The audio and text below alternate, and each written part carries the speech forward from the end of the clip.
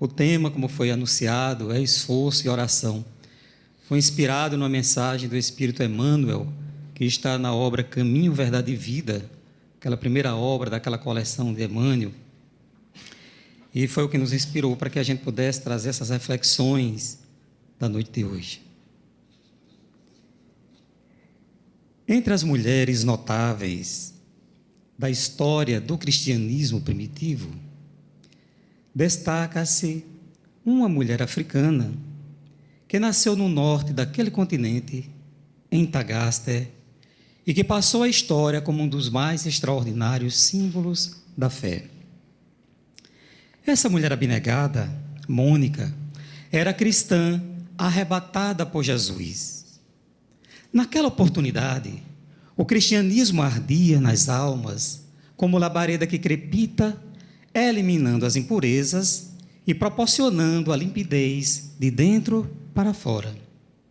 E Mônica, ao manter contato com Jesus, deixou-se arrebatar.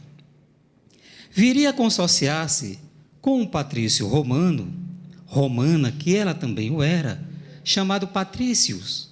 E esse homem era o oposto dos valores espirituais dessa mulher abnegada. Amante dos deuses, dedicava-se, segundo a história, a uma vida de dissipações. E diante da pulcritude da mulher, ele sempre a espezinhava para poder atingir a sua confissão religiosa. Mônica sorria e tinha certeza de que esse matrimônio-sacrifício era-lhe colocado por Jesus para que ela pudesse fazer valer a convicção rutilante da sua fé. Ao lado desse homem, caracterizado por uma grande perversidade, a sua genitora não era de menor calibre. E para mais afligir Mônica, a sogra veio morar no seu lar. E juntavam-se os dois a espezinhá-la, especialmente porque ela se recusava à idolatria e à convivência com os cultos promíscuos e as doutrinas reprocháveis então vigentes no Império Romano. Mônica tornou-se mãe de 3 crianças, mas ela se tornará célebre graças a uma delas, Agostinho. Agostinho parece que herdou do pai e da avó as características básicas do desequilíbrio. Era uma criança rebelde que se unia ao pai e à avó para espezinhar a mãe, para crucificá-la. E ela aceitava o desafio com resignação dinâmica, mantendo a dignidade e laborando para que a situação se modificasse. Não se tratava de uma aceitação tácita ou de uma postura sem vida. Enfrentava a situação e aguentava as consequências. À medida que os anos se passam, o menino Agostinho, por quem ela mais se afeiçoa, porque ele percebe as tendências perniciosas e a eleição das questões negativas, Mônica envolve-o na ternura da prece e passa a orar pelo filho com um devotamento incomparável. Mais tarde, ele escreverá num dos capítulos do seu Confissões: eu era de tendência infeliz. Gostava de roubar, de furtar, de espezinhar, de intrometer-me nas questões mais vis na comunidade em Tagaster, onde vivíamos. Mas ela não desanimou e soube enfrentar a situação com toda a audácia de um coração realmente dedicado a Jesus. Logo quando o menino atinge a adolescência e vai acercando-se da idade adulta, ele adota o maniqueísmo, uma doutrina especial nascida na Babilônia e fundada por um certo Manu ou Manés, e que também passará a tradição com o nome de Emmanuel. Essa doutrina era um misto de alguns postulados cristãos e de outras doutrinas então vigentes no Oriente. E apesar de ter princípios rigorosos, permitia determinadas licenças morais que facultavam ao jovem Agostinho uma conduta bastante irregular. Nesse íntere, morre Patrícios e Mônica, agora viúva com os 3 filhos, acompanha até o momento final a desencarnação da sua sogra, mulher que tanto a hostilizara, transformando a sua vida num calvário ao lado do marido, igualmente perverso. Nesse momento, o jovem Agostinho revela grandes pendores intelectuais para a retórica e para a oratória, e decide fazer os seus estudos na cidade de Milão, na Itália. Transferem-se Mônica e a família a Milão, onde Agostinho vai estudar com os mais eminentes mestres da língua latina, especialmente essas duas doutrinas, nas quais se doutora e se celebriza. Logo quando ele se torna uma das grandes referências na retórica e na oratória em Milão, a cidade está sendo visitada por um grande apóstolo do cristianismo. Na sua catedral, aquela mais antiga, não essa atual, está presente um homem extraordinário, cuja palavra incendeia os corações. Quando ele fala sobre Jesus, o seu verbo, portador de uma eloquência incomum, faz que ardam nas almas os chamados pecados, as tentações, cedendo lugar à presença das virtudes, aquelas que serão mais tarde denominadas de virtudes teologais: a fé, a esperança, a caridade, a compaixão, o perdão. E Ambrósio atrai mesmo aqueles que não são cristãos para que o venham escutar nos seus memoráveis sermões. Agostinho permanece com a sua vida vulgar. Ele continua adotando um comportamento bastante vil. Amancebado, tornou-se pai, irresponsável, não cuida do filho, e a mãe prossegue orando. Ela não pede para que ele mude de comportamento. Quando as circunstâncias lhe permitem, ela lhe fala sobre Jesus. E ele, utilizando-se das grandes armas da retórica e da lógica, tenta confundi-la. Mas é muito difícil confundir os simples de coração e os puros de sentimento. Normalmente, os intelectuais é que confundem-se muito facilmente, porque suas mentes repletas de ideias deixam-se envolver, muitas vezes, pelo bacilo pernicioso do orgulho e da vaidade. Mas os simples de coração são autênticos, e por mais que se tentem confundi-los, eles permanecem na sua superior ingenuidade. Nesse momento, Agostinho ouve falar de Ambrósio e vai escutá-lo. Sendo ele um exímio orador, ele vê no exemplo do cristão algo digno de ser imitado, de ser seguido.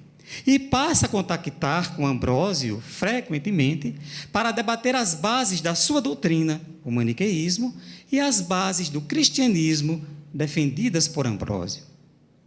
Conta-se, sem nenhuma referência histórica, aliás, que certo dia ele estava pensativo, entristecido, e teria ouvido a voz de um jovem que lhe dizia: vai hoje à catedral e segue aquilo que te for apresentado, porque hoje é o teu dia.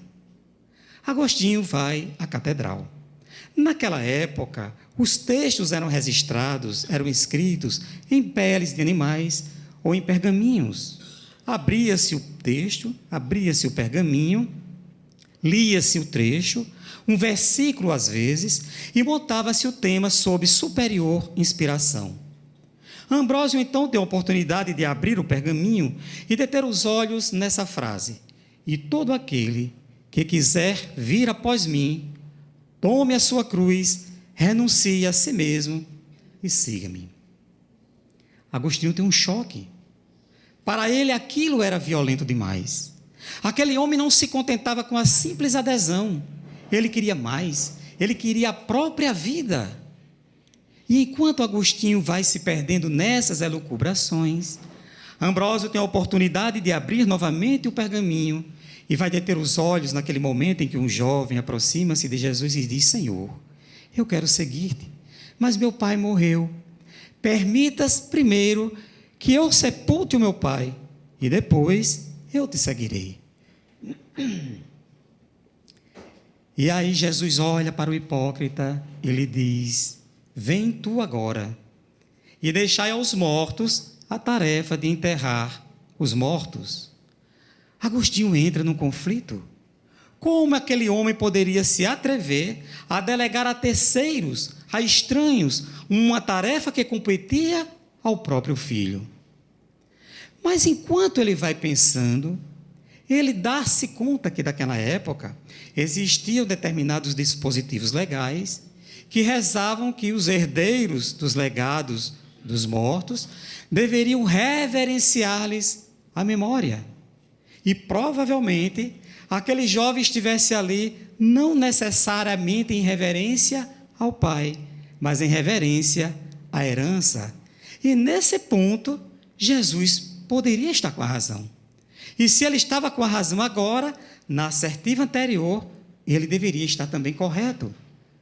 Mas aí Ambrósio abre pela terceira vez o pergaminho e vai deter os olhos naquela passagem que um outro jovem vai descendo o caminho, encontra Jesus logo após um sermão, aguarda que Jesus termine o sermão, aproxima-se do mestre e pergunta-lhe: Senhor, o que eu devo fazer para herdar o reino dos céus?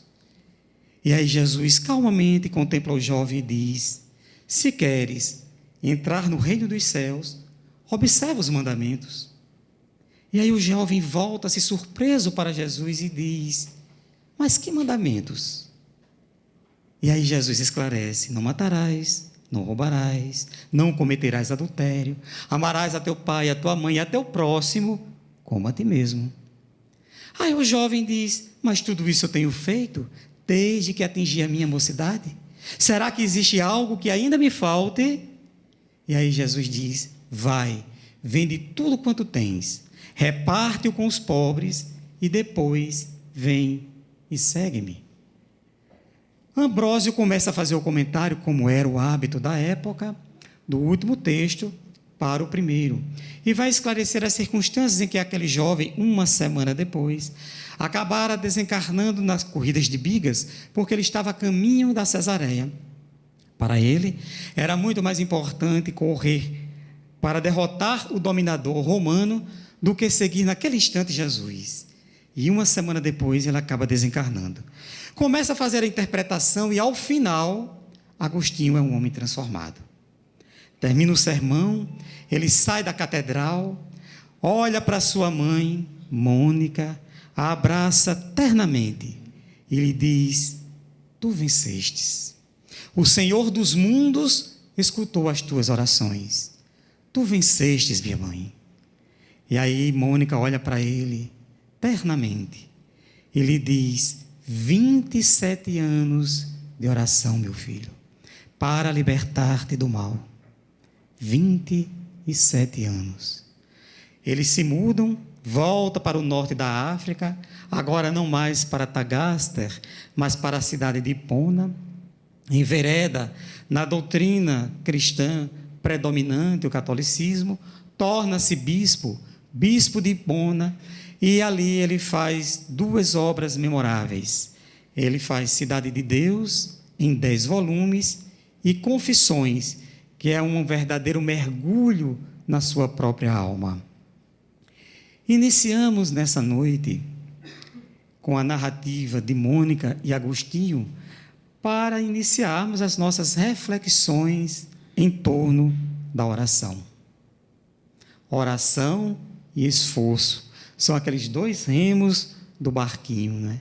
Acreditar e agir. Emmanuel, na obra Caminho, Verdade e Vida, vai dizer que esforço e oração completam-se no todo da atividade espiritual. Completam-se no todo. A proposta da noite de hoje, somos nós fazemos algumas reflexões em torno de orientações que os Espíritos nos deram sobre a prece e que estão no Livro dos Espíritos. Em seguida, nós vamos falar um pouco sobre os objetivos da prece e encerraremos com a prece e a vigilância. O terceiro livro do Livro dos Espíritos, que é, na verdade, um conjunto de 4 grandes livros, né? O terceiro deles é As Leis Morais. Allan Kardec vai discorrer no primeiro capítulo sobre a lei divina ou lei natural, onde ele vai prestar esclarecimentos sobre essa lei que rege as nossas vidas, as nossas relações uns com os outros e as nossas relações com o divino. E no segundo capítulo ele vai tratar da lei de adoração, onde lá nós vamos encontrar um item sobre a prece. Nesse item, os Espíritos vão nos dar algumas informações importantíssimas sobre a oração, sobre o ato de orar. Selecionamos 4 deles. O primeiro é que a prece é agradável a Deus. Mas será que é toda prece que é agradável a Deus? Os Espíritos vão dizer que não, apenas aquelas que provêm do coração. O simples balbuciar de palavras não significa que nós estejamos em conexão com o divino. É muito importante, nesse primeiro momento, quando nós nos dispusermos a esse contato, a esse colóquio com Deus, que seja o nosso coração que se expresse. Seja o nosso coração que fale por nós. Que nós deixemos expressar os nossos melhores sentimentos. Essa foi a primeira informação. A segunda informação que eles vão nos dar é que a prece torna melhor a pessoa que ora. Parece que não, né? Mas eu oro tanto, minha vida não muda nada, né? Aí temos que pensar como é que nós estamos orando. Então, quando nós começamos a orar, realmente a orar, quando nós conseguimos estabelecer essa sintonia com os planos mais elevados da vida, Deus faz com que espíritos venham nos assistir. E a tarefa vai ficando mais fácil. Comigo, o fardo é mais leve, anunciou Jesus. O fardo se torna mais leve. Então, Deus envia esses espíritos para nos ajudar. E nós vamos nos tornando pessoas melhores. Porque nós recebemos uma verdadeira falange de cooperadores. Todos vão conspirar a nosso favor, devido à sublimação dos nossos objetivos. Eu me lembro de um caso que está na obra Ação e Reação do Espírito André Luiz, psicografia de Chico Xavier, e nós já estamos falando aqui esse mês de setembro como o mês dedicado, que é o Setembro Amarelo, dedicado aos casos de suicídios, de prevenção ao suicídio. E nessa obra Ação e Reação tem vários relatos lá, um deles, que está intitulado Débito Agravado. Ele faz a narrativa de uma jovem chamada Marina, juntamente com... Na verdade, é um caso de um trio amoroso. E já estavam na segunda reencarnação, por conta de alguns desvarios que eles cometeram, estavam na segunda reencarnação, quando a mãe de Marina, já desencarnada, aproxima-se de Silas, que é o orientador espiritual de André Luiz, e faz uma rogativa. Então, ela chega como uma mãe completamente aflita diante da possibilidade de suicídio da sua própria filha. Estava na iminência de suicidar-se. E aí sai André Luiz, Silas e essa mãe e vão até a casa onde estava Marina encarnada. E quando eles adentram a casa, eles vão perceber que estava uma jovem, ela ainda era jovem, na frente de uma criança pequenininha.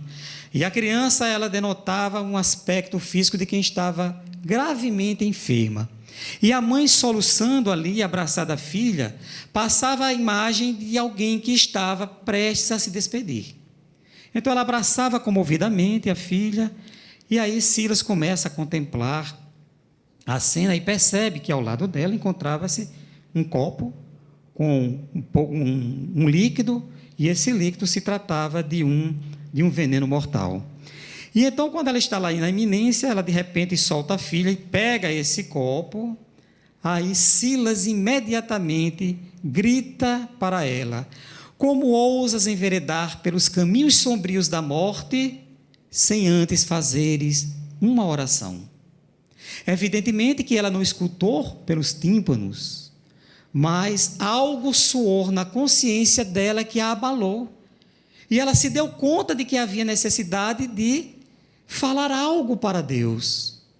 E então, naquele momento, ela entra num choro profundo e começa a orar a Deus, pedindo a Deus que a compreendesse, que a situação de que ela estava vivenciando naquele instante era melhor para o marido, que se encontrava no leprosário, para a filha, que reencarnara doente. Sem ela, a vida dele seria muito melhor. E enquanto ela vai fazendo essa prece, ela muda completamente a sua sintonia mental. E aí fica mais fácil para o benfeitor espiritual agir sobre ela. E aí Silas começa a aplicar-lhes passes, acalmar o ânimo, e no impulso ele sugere para que ela faça um movimento no braço. E nesse movimento do braço ela acaba derrubando o copo onde estava o recipiente. E então, ele começa a explicar a André Luiz o caso daquela jovem, por que ela se encontrava naquela situação. Não vou contar para que vocês leiam a ação e reação de André Luiz, tá bom? Uma obra maravilhosa.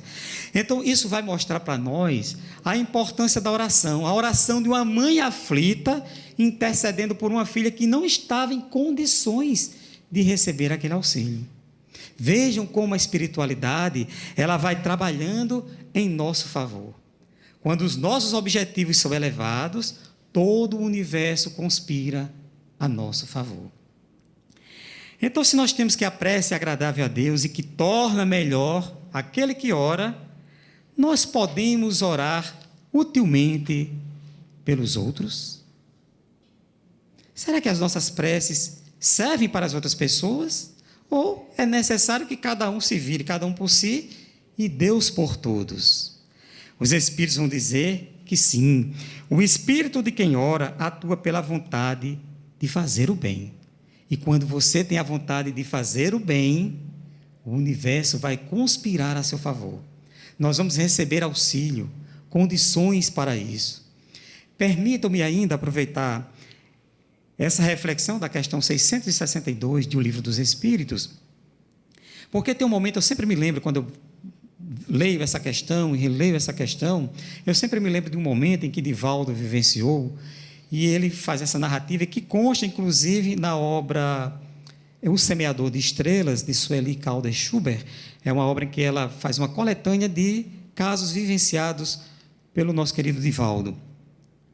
E um desses casos, ele conta que estava em Catanduva, lá pela década de 40, 50, numa cidade do interior de São Paulo. Ele estava naquela jornada de palestras, de conferências, e ele estava na estação de trem. E então ele estava na estação de trem, os confrades estavam com ele, ele ia se dirigir para a capital, ia pegar o trem à noite, eram viagens longas, e chamou-lhe a atenção o fato de uma senhora muito simples estar ali com uma jovem de seus 17, 18 anos aproximadamente, e ela abraçava a filha eternamente, soltava a filha, provavelmente seria a filha, e abraçava novamente, falava-lhe algumas coisas, e aquilo chamou a atenção de Divaldo. Chegou o momento do embarque, a garota entrou no trem, a mãe acenava carinhosamente para ela, Divaldo também entrou e partiu o comboio. Em dado momento, numa determinada estação, o trem para e entra um cavalheiro, todo vestido de branco, de chapéu branco, como era o costume dos homens naquela época, e ele entra como se estivesse procurando o melhor lugar para se acomodar, percebe que havia uma vaga, um lugar vago, ao lado da jovem, e ele se senta ali ao lado da jovem. Senta-se ao lado da jovem e ali começa um diálogo com ela. Começa a dialogar e Divaldo começa a observar a cena. E ele percebe que, num dado momento, a conversa fica um pouco mais animada e ele coloca sutilmente o braço em volta da cadeira da poltrona onde sentava a jovem. Divaldo percebeu a intenção do cavalheiro e começa a fazer uma oração. Naquele momento, ele entra em prece e começa a pedir por aquela moça. Ele disse, meu Deus, deve se tratar de uma moça inocente, vinda do interior. A mãe confiou-lhe certamente a algum parente na cidade e esse jovem pode desviá-la do caminho. Então, Divaldo começa a orar, e então, nesse instante, adentra no comboio uma entidade que ele caracterizou como sendo uma pessoa, um espírito que se vestia à espanhola, olha para Divaldo, cumprimenta com um sorriso e se dirige aonde estavam sentado o casal. E Divaldo fica prestando atenção. Quando ele se aproxima, a entidade começa a aplicar passes na moça. Aí Divaldo se inquieta e diz para ele, é nele, não é nela, é nele. E aí o espírito continua serenamente aplicando passes na moça. Sai, despede-se de Divaldo e vai embora. E aí Divaldo fica aflito. Eis que alguns minutos depois a moça começa a passar mal. Começa a embrulhar o estômago e vomita em cima do cavalheiro que estava todo vestido de branco. Todo vestido de branco. O cavalheiro levanta-se extremamente aborrecido naquele momento. Aborrecido, xinga a moça, diz algumas palavras ásperas e sai do local. E aí Divaldo aproveita, deixa e vai sentar no lugar onde o homem se encontrava. E trava uma conversa com a jovem. É quando ele fica sabendo que ela estava indo para São Paulo, para a casa de uma tia, e que o cavalheiro, muito gentil na concepção dela, tinha lhe oferecido um emprego, que tinha uma tia lá que empregava jovens, que cuidava das jovens. Aí Divaldo diz: não, minha filha, não era isso não. Aí começa a explicar o que na verdade estava acontecendo. Ela fica agradecida, Divaldo a acompanha até a cidade de São Paulo. Então, nós podemos orar utilmente pelos outros. E nós nos esquecemos tanto disso. Às vezes nós esquecemos de orar por nós mesmos, quiçá orarmos pelos outros. Será que nós oramos pelos que enveredaram pelos caminhos do suicídio? Por esses que estão no comando da nossa nação? Pelos que traçam os caminhos dos detentos, dos prisioneiros.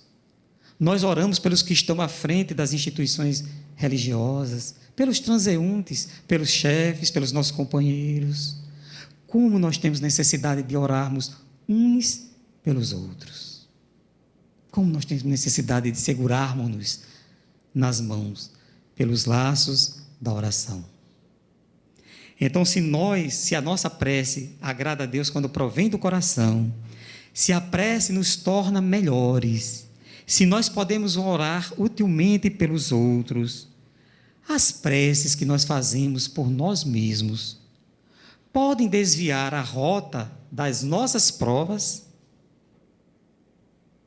Será que quando nós fazemos as nossas orações e pedimos para que determinadas provas sejam evitadas, retiradas dos nossos caminhos, isso acontece? É uma reflexão.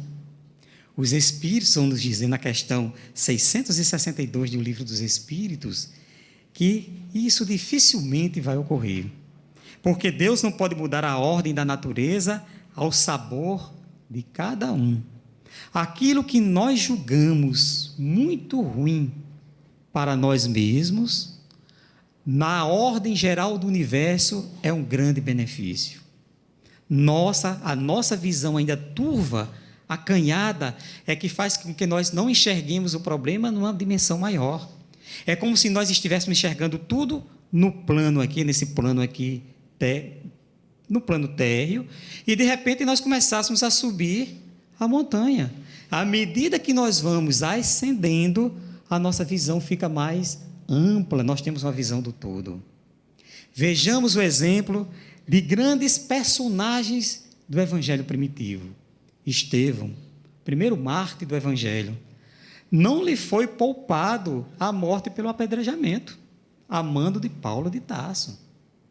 Joana de Cusa, romana, esposa do intendente romano que era Cusa, uma espécie de governador, de prefeito ali em Cafarnaum, ela também não foi poupada de desencarnar amarrada ao poste do martírio, queimada, juntamente com seu filho. Não foi poupada. Maria de Magdala, em que pese todo o amor que ela demonstrou pelos aflitos, pelos doentes, pelos aleijados, pelos abandonados, contraiu a lepra e desencarnou leprosa às portas de Éfeso. Então a oração, ela não se propõe a esse objetivo.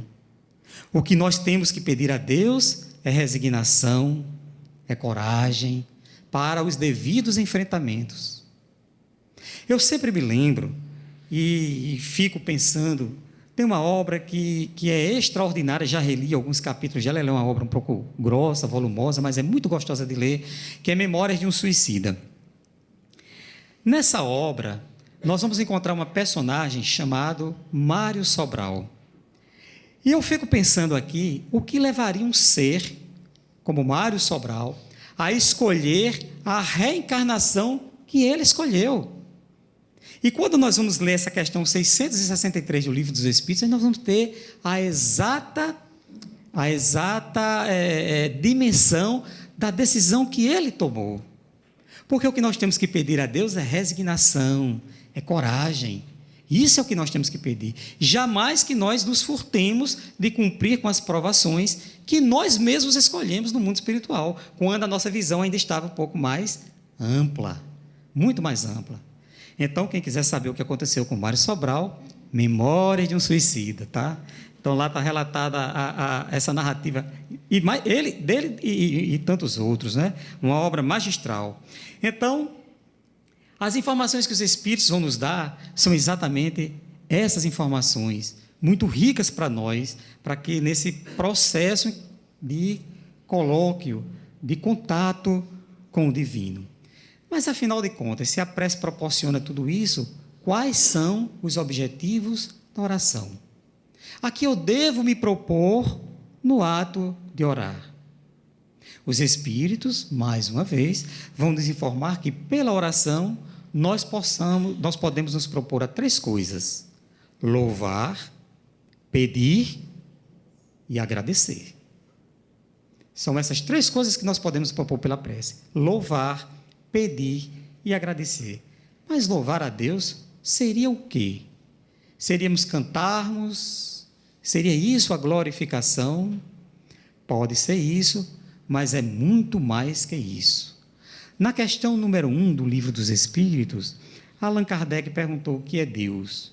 E os Espíritos responderam simplesmente: inteligência suprema do universo, causa primeira de todas as coisas. Mais adiante, os Espíritos vão explicar a Kardec que nós não temos condições de compreendermos ainda Deus, mas nós temos como sentir Deus. E que alguns atributos de Deus nós poderemos perfeitamente compreender: que Deus é imutável, que Deus é justo, que Deus é bom, onipresente, onisciente. O curioso é que parece que nós esquecemos esses atributos de Deus. E quando nós vamos fazer as nossas orações, nos esquecemos desse reconhecimento, de reconhecermos a grandeza de Deus, a inteligência suprema de Deus. E aí queremos subornar Deus, dar um jeitinho para que Deus faça aquela coisinha, arranje um pouco a situação para nós. E não é assim que as coisas funcionam. É preciso que nós, no ato de orar, reconheçamos a grandeza desse Pai Celestial. Tem uma obra do Dr. Abraham Cresse Morrison. Dr. Abraham Cresse Morrison, ele foi químico, já desencarnou, químico norte-americano, e ele esteve à frente do Museu de História Natural de Nova York durante muitos anos. Ele escreveu várias obras, e a última dele foi publicada em 1944, é intitulada As 7 Razões por que um Cientista Deve Acreditar em Deus. É um livro bastante curioso. Ele tem 3 casos que ele cita, que eu achei bem interessante, que nós poderíamos ver nessa noite para ilustrar. Uma dessas razões, ele vai dizer que é a lei das probabilidades. Ele faz a seguinte reflexão: se nós pegarmos 10 moedas, enumerarmos essas moedas de 1 a 10, misturarmos e colocarmos no nosso bolso, e tentarmos tirar a moeda de número 1, a probabilidade de êxito nós é de 1 em 10 tentativas, porque são 10 moedas. Devolvendo essa moeda número 1 e tentarmos, na sequência, tirarmos a moeda de número 2, a probabilidade de êxito é de 1 em 100 tentativas. Se nós colocarmos a moeda de número 2 e tentarmos tirar na sequência a moeda de número 3, a nossa probabilidade de êxito é de 1 em 1000 tentativas. Se continuarmos nesse exercício até a moeda de número 10, nós teremos uma chance em 1 bilhão de tentativas. Logo, o acaso não pode jamais ter organizado esse nosso universo com essas leis tão sábias. Deus existe. E ele vai mais adiante. A Terra, por exemplo, ela faz um giro em torno do seu próprio eixo numa velocidade de 1.600 quilômetros por hora.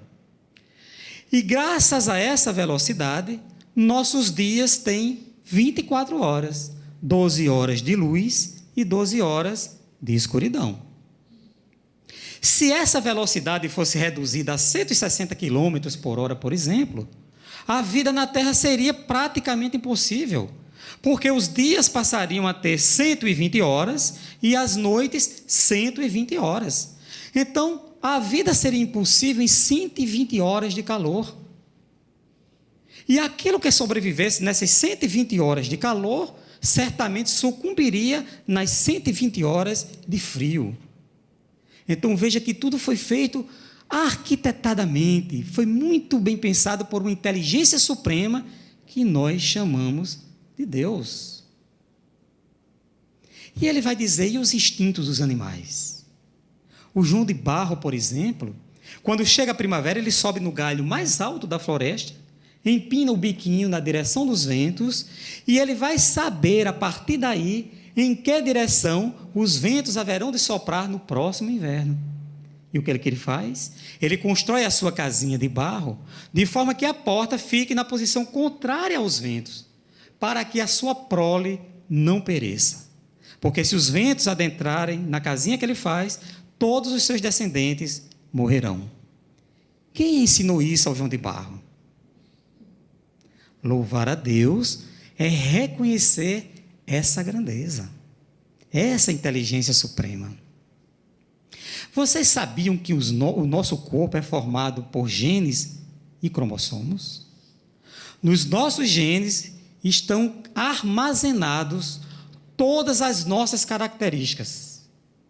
Todas as nossas características, a cor do cabelo, a cor da pele, a arcada dentária, tudo está arquivado nos nossos genes.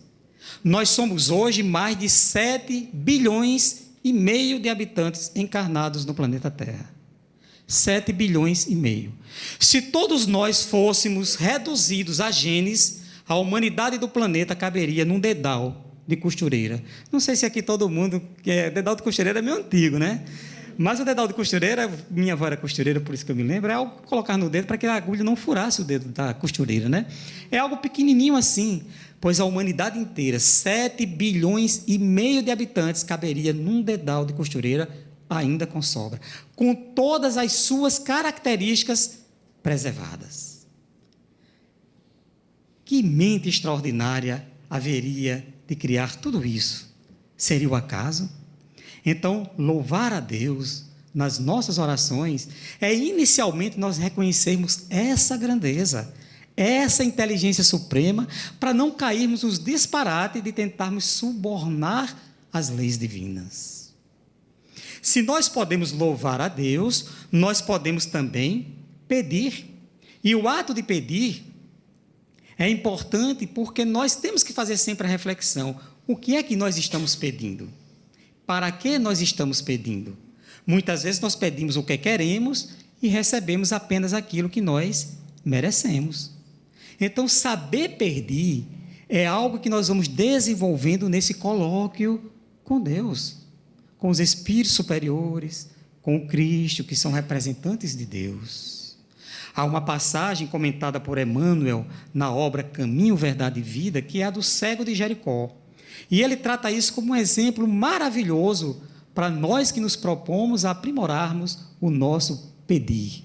Porque o cego de Jericó, ele está à beira do caminho, e quando ele toma conhecimento de que Jesus por ali passava, ele começa a gritar: Jesus, filho de Davi, tende piedade de mim. Começa a gritar tão insistentemente que incomoda os discípulos de Jesus. E aí Jesus, percebendo aquelas rogativas, aproxima-se do cego de Jericó. E ao aproximar-se do pobrezinho, ele vai e pergunta: que queres que eu te faça? O cego de Jericó, diante daquele ser supremo, poderia ter pedido qualquer coisa. Jesus já havia curado muita gente, já tinha feito os mais diversos prodígios, mas ele apenas diz: Senhor, que eu veja. Enxergar deve ser o pedido de todos nós.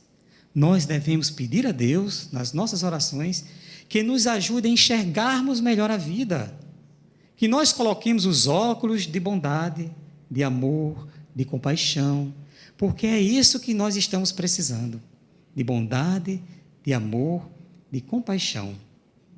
Mas se nós podemos louvar, podemos pedir, podemos também agradecer. E como nós esquecemos do agradecimento a Deus?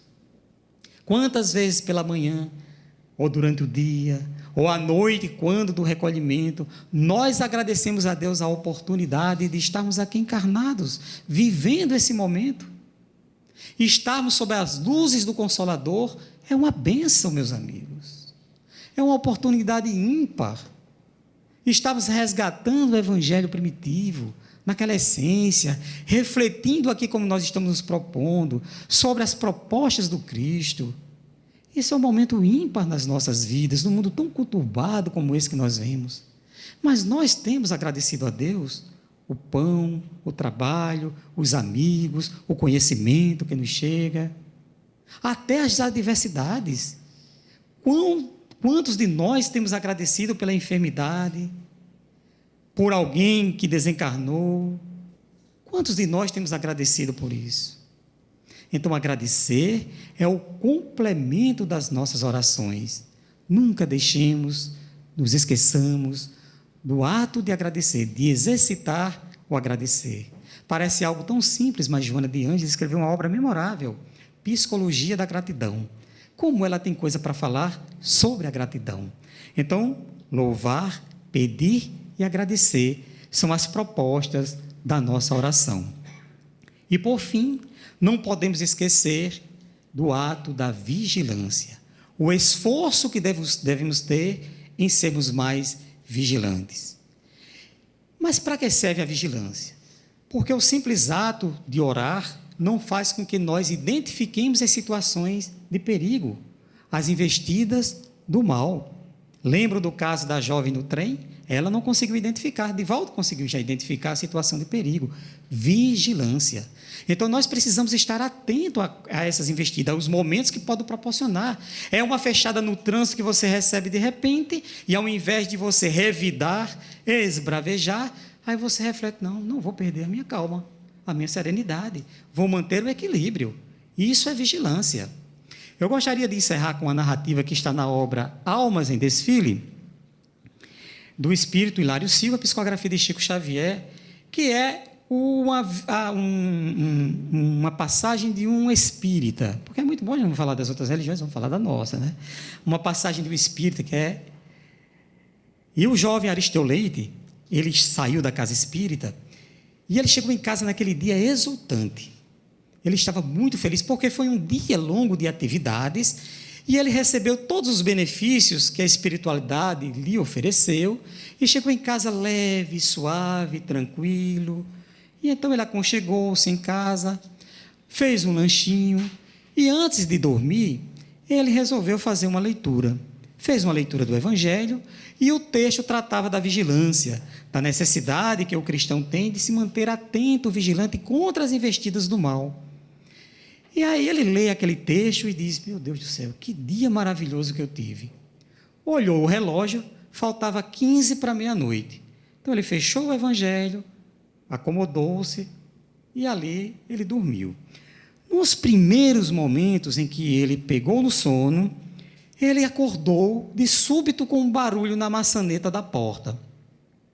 E aí ele se levantou com aquele barulho e disse, meu Deus, de que se trata? E aí foi um pouco mais para frente e viu que alguém forçava a porta da sua casa. Aflito, imediatamente ele lembrou-se que na cabeceira da cama ele guardava um velho revólver. E aí então ele foi lá, correu, abriu, saiu com o revólver em punho, aproximou-se da maçaneta da porta e como a porta começou a fazer um certo tremor, ele disparou um tiro em direção à porta. E ao disparar o tiro, ele ouve aquela voz do outro lado aflita, meu pai, sou eu, seu filho, não atire. E aí desfez-se o engano, ele abriu a porta, trêmulo, o filho entrou, havia corrido à casa do pai, porque a esposa tinha passado mal, e ele veio atrás de um medicamento. E então desfez-se o engano, mas aí começou o alarido, a vizinhança acordou, foi aquele corre-corre, aquele choro-choro, criança gritava para cá, para colar. E aí Aristeu Leite foi se acalmando, tomou a famosa garapa de açúcar, né, que na época era muito utilizado para acalmar os ânimos e tal, aproximou-se do relógio e aí viu que a hora era meia-noite. Entre o horário em que ele estava em plena tranquilidade, serenidade, paz interior e da confusão total, passaram-se apenas 15 minutos. 15 minutos quase que ele desencarna o filho, acaba com toda a sua existência em apenas 15 minutos. Oração e vigilância. Então, essas foram as reflexões da noite de hoje. Esperamos que nós possamos refletir um pouco mais sobre esses momentos em que nós ficamos em intimidade com Deus e repensarmos como estão sendo as nossas orações. Então, que Deus nos abençoe, nos guarde e que prossigamos nessa jornada em busca da nossa espiritualização. Muita paz para todos.